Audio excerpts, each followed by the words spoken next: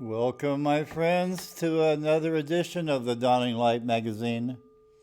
My name is Chinmaya, and I'm your host today.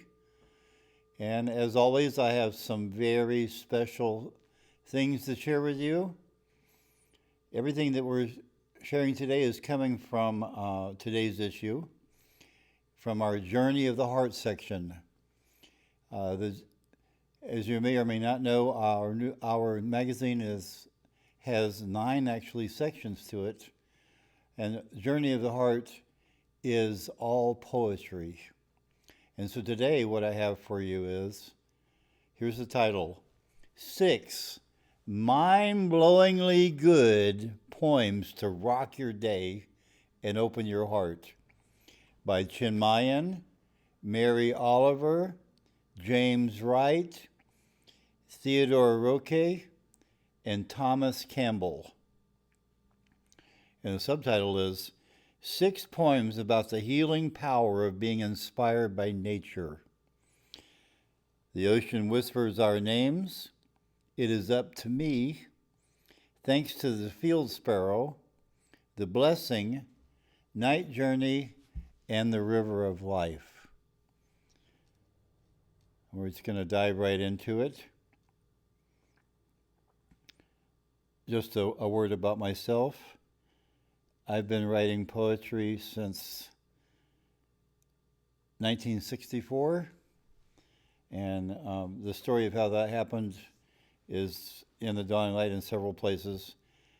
But basically what happened is during the period of a 1/2 hour, one summer afternoon, I had a major spiritual awakening.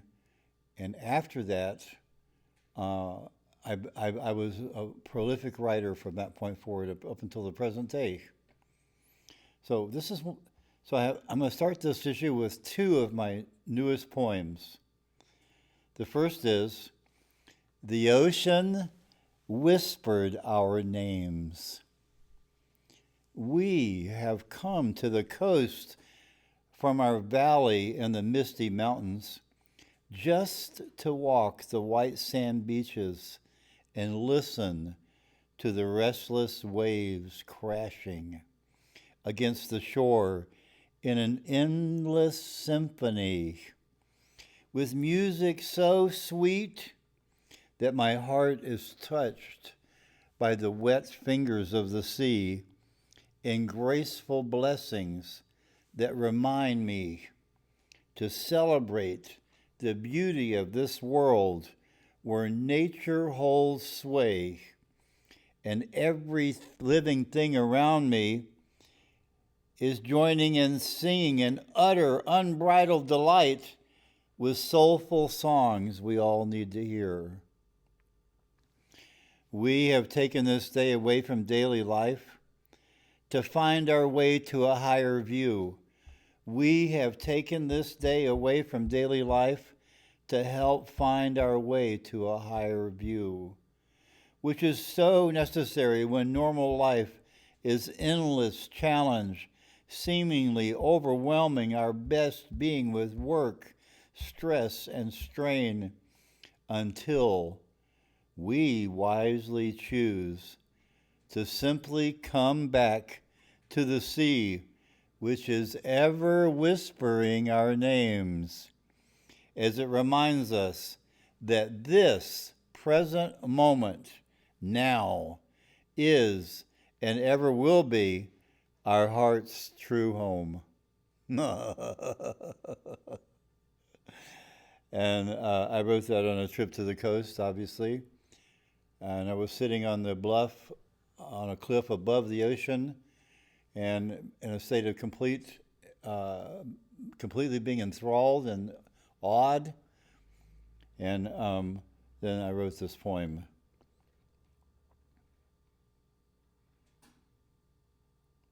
The second poem is also one of my new ones. It is up to me. That's the title. It is up to me. It is up to me whether I live in a state of grateful wonder or in a state of stupor where no wonder lives. It is up to me whether I live in a state of grateful wonder or in a state of stupor where no wonder lives. When I remember this truth and remind myself to come back into this very moment by writing each new breath, then my awareness of the true beauty of this world expands and grows to such an extent that my soul thrills with ineffable bliss and my mind rises to ever higher levels of pure consciousness, in which wonder after wonder is revealed as I become ever more free of ego's painful and fearful view that can never see beyond its belief that we are separate beings born into inescapable loneliness and suffering. When all along, the liberating truth is we are born from love to live in love. And I wrote that on my birthday when I was just becoming 74 years old. And underneath that poem is one of my revelations. The revelations that I share with you come from when I had a sudden epiphany, a sudden understanding of something, and I did my best to write it down so I could capture it. So this one is called Right Here, Right Now. Whenever I return to right here, right now, in this very present moment, I instantly rise into a state of peaceful, flowing, and loving awareness. And that's absolutely true, my friends. Once you train yourself to come back into the present moment more and more, at some point in your training, you will have experienced a dramatic shift from being under the control of your mundane mind, worried, stressed, hurried, harried, all that, to this state which I'm describing. Whenever I return to right here, right now, in this very moment, I instantly rise up into a state of peaceful, flowing, and loving awareness.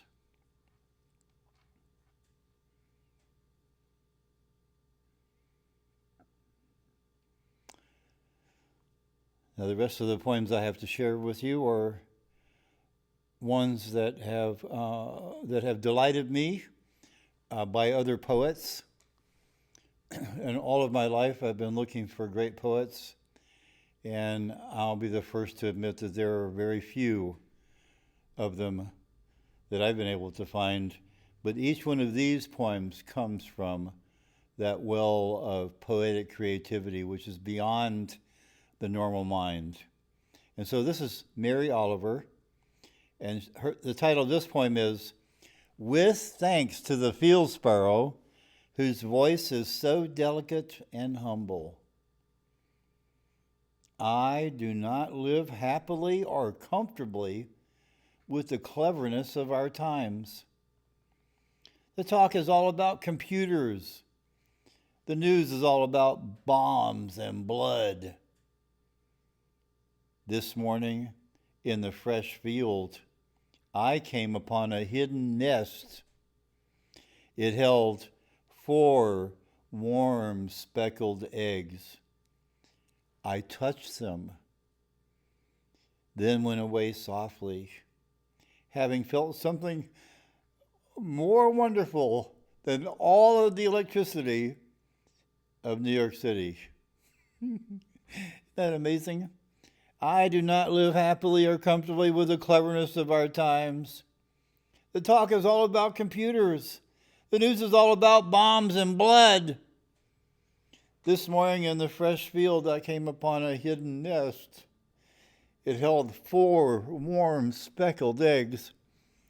I touched them, then went away softly, having felt something more wonderful than all the electricity of New York City.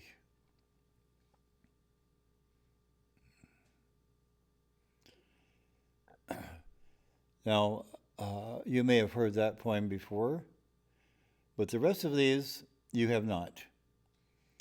This is by James Wright. The poem is called The Blessing.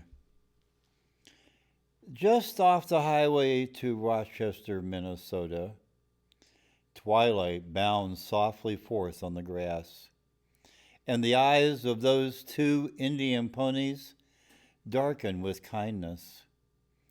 They have come out gladly out of the willows to welcome my friend and me.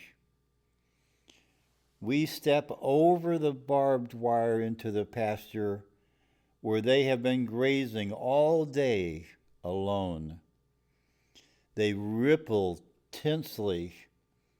They can hardly contain their happiness that we have come. They bow shyly as wet swans. They love each other. There is no loneliness like theirs. At home once more, they begin munching the soft tufts of spring in the darkness. I would like to hold the slenderer one in my arms, for she has walked over to me and nuzzled my left hand. She is black and white. Her mane falls wild on her forehead, and the light breeze moves me to caress her long ear that is as delicate as the skin over a girl's wrist. Suddenly, I realize that if I stepped out of my body, I would break into blossom.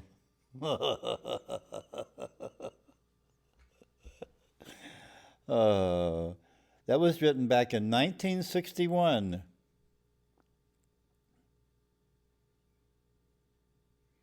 All right, only two more. Pay attention. This one, when you first hear it, it doesn't sound like so much.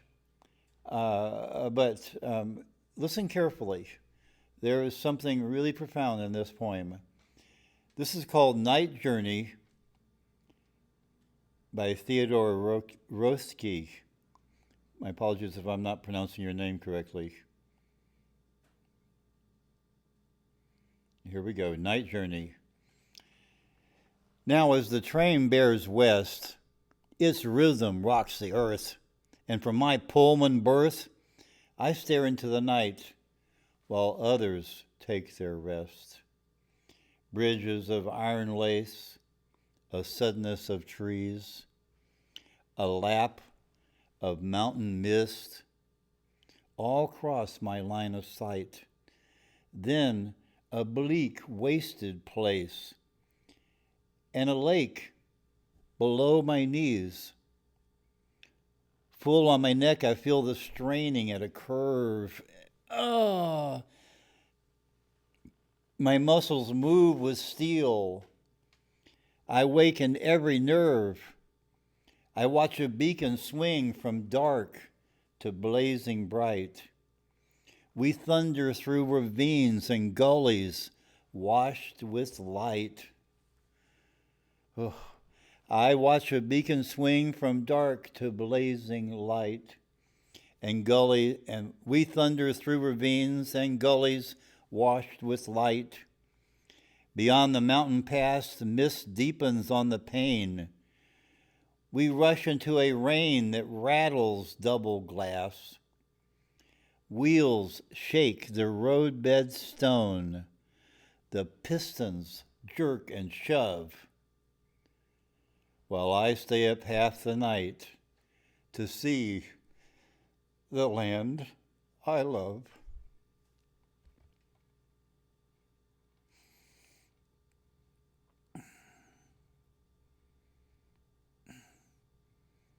Now we're at the last one. This is a jewel that I recently discovered. This poem has so many layers of meaning to it that even after having read it 25 or 30 times, I'm still discovering wonderful things within this poem. And this is called The River of Life by Thomas Campbell.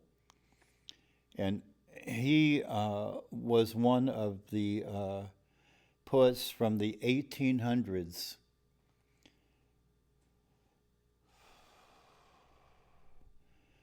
So pay attention. This is an amazing poem. And it's written in the traditional 4-quatrain style. And I'm going to do my best to do it justice. The more we live, more brief appear our life's succeeding stages. A day to childhood seems a year, and years like passing ages. The gladsome current of our youth, ere passion yet disorders, steals lingering like a river smooth along its grassy borders. But as the careworn cheek grows wan, and sorrow's shafts fly thicker, ye stars that measure life to man, why seem your courses quicker? When joys have lost their bloom and breath, and life itself is vapid, why, as we reach the falls of death, feel we its tide more rapid?